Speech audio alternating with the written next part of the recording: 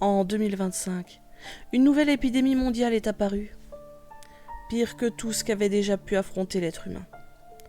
Ce que nous ignorions à l'époque, c'est que ce n'était qu'un début. En 2 ans, la population mondiale avait chuté de moitié. Tous les spécialistes étaient mobilisés pour comprendre et lutter contre l'infection. Les médecins luttaient contre tous les fronts. Le personnel médical était épuisé. Et pour la première fois dans l'histoire, tous les pays sans exception travaillaient de concert. La course au profit n'existait plus. La médecine était redevenue une priorité en soi. Les fonds mondiaux avaient été réorientés vers la santé et vers l'éducation afin de former plus de soigneurs plus rapidement. Tous les laboratoires pharmaceutiques furent retirés du marché boursier. Plus personne ne pouvait concevoir que la santé puisse avoir un prix. Lorsqu'un traitement fut enfin trouvé, il ne restait que 2,7 milliards d'individus sur la planète. Cependant, même si à ce moment il y avait un médicament efficace, le nombre de contagions ne diminuait pas. Il fallait une solution sur un plus long terme. Toutes les attentes reposaient sur la création d'un vaccin ou sur une sérothérapie. Le plus prometteur se révélait être le vaccin. Environ 200 000 personnes se portèrent volontaires pour les tests. Au bout d'1 an et demi, aucun des cobayes n'avait développé la maladie, pas même sous sa forme la plus légère. Nous pensâmes donc légitimement que notre cauchemar était enfin terminé.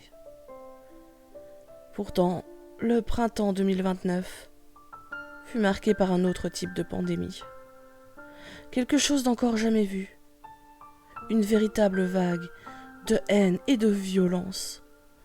Vous devez vous dire qu'il ne s'agit pas là d'une épidémie, car la violence en elle-même n'est pas une maladie et n'est pas contagieuse. Et pourtant, aucun autre terme ne pourrait s'avérer plus proche de la réalité. Ces crises de rage survenaient subitement, sans raison apparente, et paraissaient se propager au sein de la population.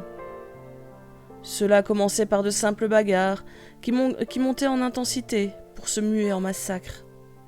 Coups de pied, coups de poing, morsures, tout ce qui était à portée pouvait se transformer en arme mortelle, tant la volonté de tuer était grande. Cette folie meurtrière était telle que les personnes atteintes perdaient l'usage du langage civilisé et se contentaient de cris et de sons gutturaux similaires à des grognements. Lorsque les individus concernés se retrouvaient seuls dans une cellule, leur animosité se retournait contre eux-mêmes et les poussait à l'automutilation, parfois extrême. En recoupant les différentes informations que nous possédions sur les criminels, nous parvînmes rapidement à la conclusion que les agresseurs provenaient des 2 premiers groupes tests du vaccin. Mais quelque chose clochait. Cela était valable pour les premières tueries, mais les plus récentes ne correspondaient pas à cette hypothèse. Malgré notre volonté d'écarter cette théorie, nous ne pouvions pas entièrement, car l'entièreté des 2 premiers groupes tests avait viré dans la folie. Pas une seule exception ne pouvait le contredire. La seule chose que nous avions isolée était une molécule, encore inconnue, commune à tous les agresseurs. Cependant, nous en ignorions toujours le mode de transmission. Un incident fâcheux nous permit de mieux appréhender la situation. En effet, un agent de l'ordre qui portait le repas à un des prisonniers se fit agresser. Lorsque ses collègues le retrouvèrent, il était dans un état critique.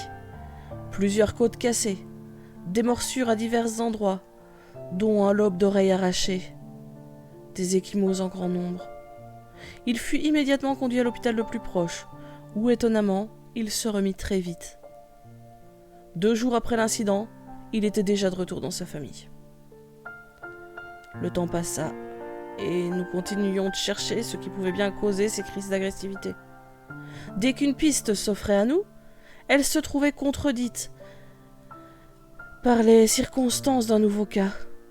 Chacun possédait son propre rôle. Le mien était de fouiller les médias en tout genre afin d'y déceler de possibles affaires en rapport avec ces explosions de fureur. Mon attention se porta sur un fait divers qui avait eu lieu non loin de chez moi. Un homme avait battu à mort sa femme et sa fillette de 2 ans.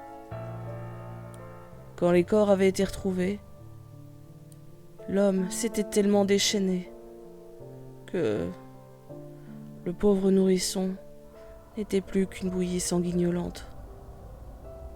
Toutes les personnes qui avaient aperçu le petit corps avaient été obligées d'entamer un suivi psy afin d'effacer l'odieuse image de leur esprit. À droite du texte, je pouvais voir un encadré accompagné d'une photo du prévenu. Il s'agissait du gardien qui avait été agressé quelques jours auparavant. Pourtant, rien de suspect n'avait été détecté lors des analyses à l'hôpital. Son cas amena la théorie selon laquelle la molécule se propageait soit par le sang, soit par la salive. Petit problème, il n'était pas éthiquement admis d'inoculer le produit à un humain pour vérifier une simple théorie. Le temps nous manquait. D'un commun accord, nous décidâmes de passer outre la morale et de sacrifier quelques-uns pour le bien du plus grand nombre.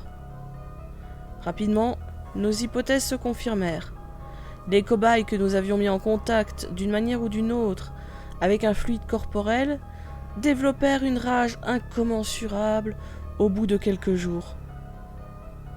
En bûchant sur un moyen de dépister et de soigner cette affection, nous nous heurtâmes rapidement à un nouveau problème. La molécule responsable de la folie était indétectable tant qu'elle n'était pas activée. Mais le porteur devenait immédiatement violent à son activation. Autrement dit, il était impossible de savoir qui était affecté tant qu'il ne passait pas à l'acte. Autant dire, trop tard.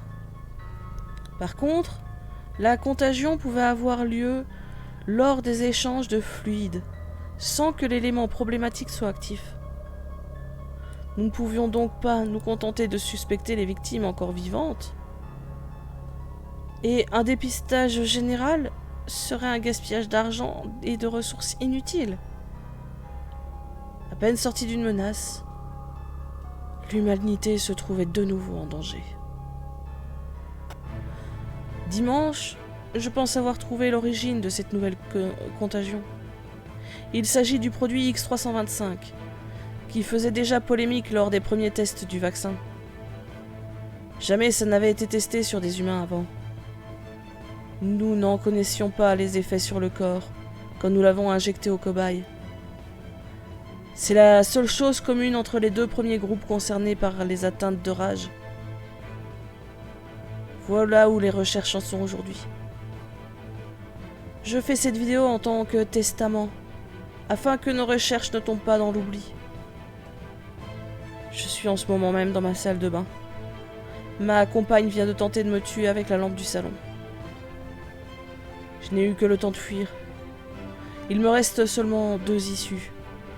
Soit les forces de l'ordre arriveront à temps et, faute de traitement adéquat, je finirai moi aussi par perdre l'esprit. Soit ma femme réussira à entrer et je ne serai plus de ce monde pour participer aux recherches.